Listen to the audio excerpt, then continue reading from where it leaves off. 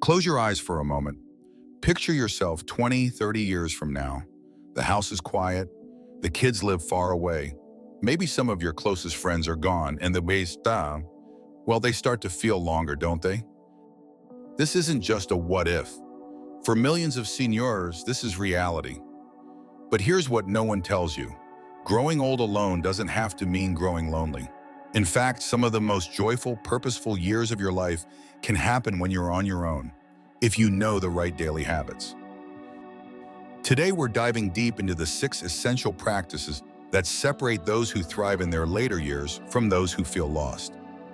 These aren't generic tips.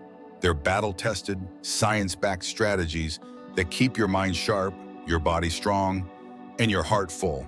And if you're watching this with a loved one in mind, pay attention, because these habits could change their life. Before we begin, if you're new here, do us a favor. Hit that subscribe button and give this video a like. It helps us reach more people who need this message. Now let's begin with habit number 1, the foundation of a fulfilling solo life. Habit 1, establish a daily routine. Why routine matters. Imagine waking up with no plan, no appointments, no reason to get dressed. For many seniors, this is where the spiral begins. Without structure, days blur into weeks and weeks into months. You start feeling like life is passing you by. But here's the game changer. Your brain craves predictability. Studies show that seniors with daily routines have lower rates of depression, better sleep, and even stronger immune systems. A routine isn't about filling time. It's about creating anchors that give your day meaning. The science behind it. Circadian rhythms. Keeping consistent sleep-wake times regulates mood. Dopamine triggers, small wins like making your bed, boost motivation. Combating isolation. Scheduled social interactions prevent loneliness. Real-life example. Robert's story.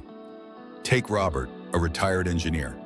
After his wife passed, he spent months in pajamas, skipping meals, staring at the TV.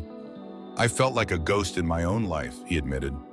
Then his daughter suggested a simple experiment, a daily schedule. He started small, 7 a.m. Wake up, make the bed, stretch. 8 a.m. Walk to the cafe, even if just for tea. 2 p.m. Call his granddaughter, a standing date. 6 a.m. Cook a new recipe. Learning kept his mind busy. Within weeks, his fog lifted. I realized it wasn't about being busy. It was about being intentional. How to build your ideal routine. Morning momentum. Never stay in bed past 8 a.m. It trains your brain to associate bed with lethargy. Hydrate first thing. Dehydration worsens fatigue and confusion. Social blocks. Schedule at least one human interaction daily. A call, a visit, even a chat with the mailman. Evening wind down. No screens 1 hour before bed. Read or journal instead. Now let's talk about habit number 2, the closest thing to a fountain of youth. By the way, if you're enjoying this, drop a number 1 in the comments and don't forget to subscribe. We've got 5 more life-changing habits coming. Habit 2, prioritize physical movement.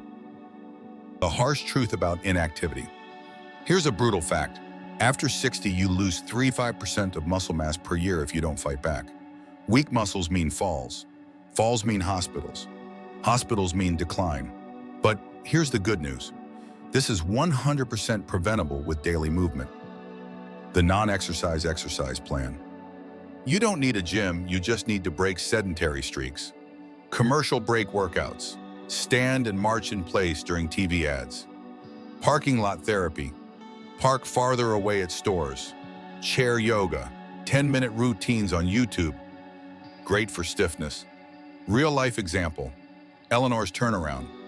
Eleanor swore her back pain was just aging. Then her doctor said, try water aerobics, just once. Reluctantly, she went. The first class was hard, but by week 3, she could bend to tie her shoes without groaning. I'm not old, I was just still, she laughs. The movement pyramid for seniors base, daily. Walking, gardening, housework. Middle, 3 week. Strength, bands, light weights. Balance, Tai Chi. Top, optional: swimming, dancing, pickleball. Next up, the #1 mistake lonely seniors make and how to fix it.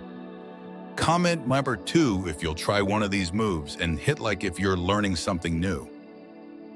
Habit 3, stay socially engaged. The loneliness epidemic.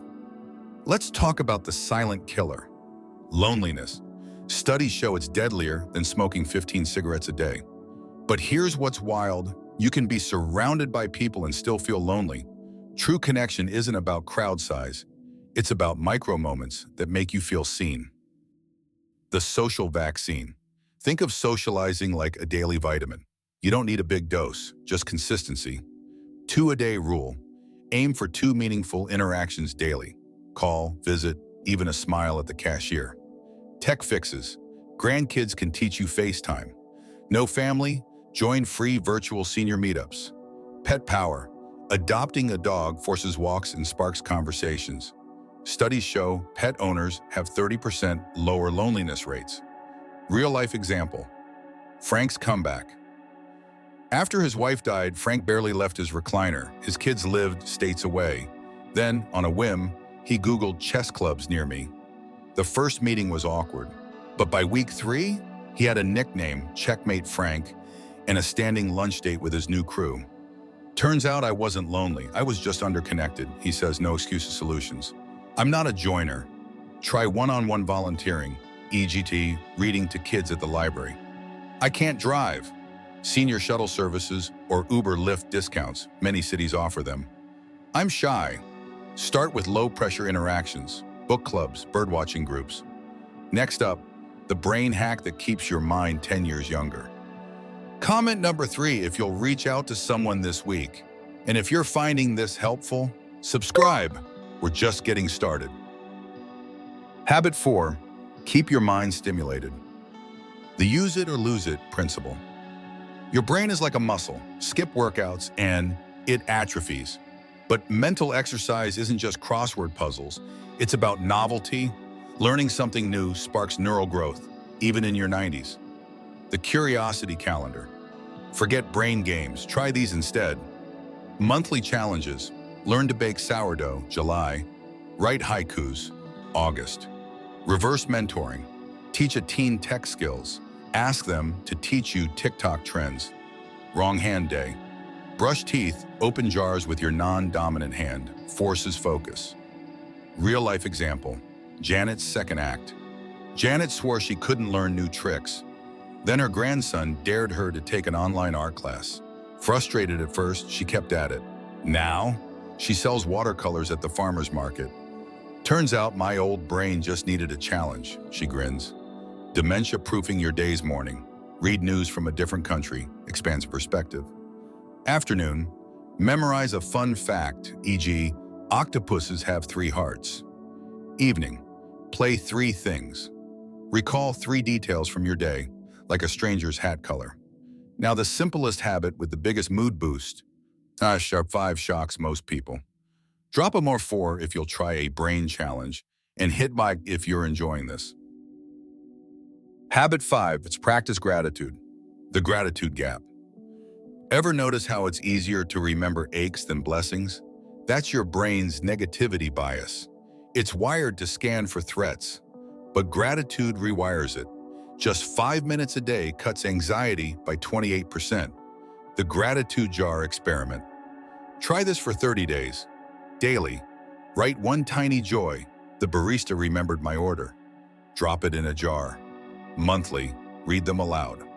You'll realize how much good you overlooked. Real-life example, George's healing. After losing his wife, George drowned in grief. Then his therapist said, write 1 thing you're thankful for each night, even if it's just the sun shining. At first it felt impossible, but by day 30, his journal was full. I still miss her, he says, but now I see the light too. Gratitude hacks for skeptics, thank you. Texts, surprise someone with appreciation, boost their mood and yours. Nature walks, count colors, green leaves, blue sky, forces present moment awareness.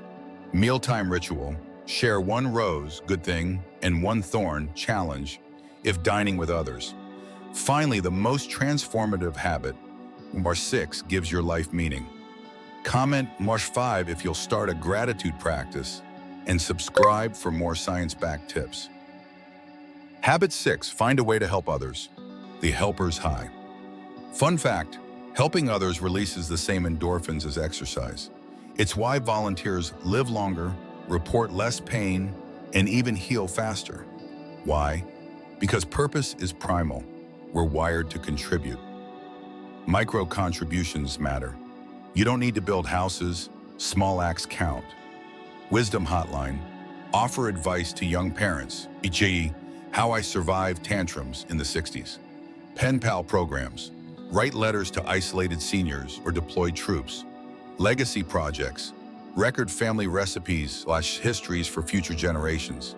Real-life example, Margaret's mission. Margaret's arthritis made her feel useless until she discovered loom knitting. Now she donates hats to the NICU. Those babies don't care if my hands shake, she says. They just need warmth. Her secret? I stopped asking, who needs me, and started saying, here I am. The ripple effect, helping isn't selfless, it's survival. When you give, you get connection. That mom smiled at me. Pride, I still have skills. Hope, tomorrow I'll matter again. Let's be real. Aging alone is hard, but these 6 habits, they're your toolkit. You don't need to do them all at once. Start with one. Maybe today you take a walk, habit number 2. Tomorrow, text an old friend, habit number 3. Small steps build unstoppable momentum. And remember, you're not just surviving, you're teaching the next generation how to age with courage. So tell me in the comments, which habit resonates most? If this video helped, share it with someone who needs it. And if you haven't already, hit subscribe. We've got more life-changing content coming. Until next time, choose joy, choose connection, choose to thrive on your terms.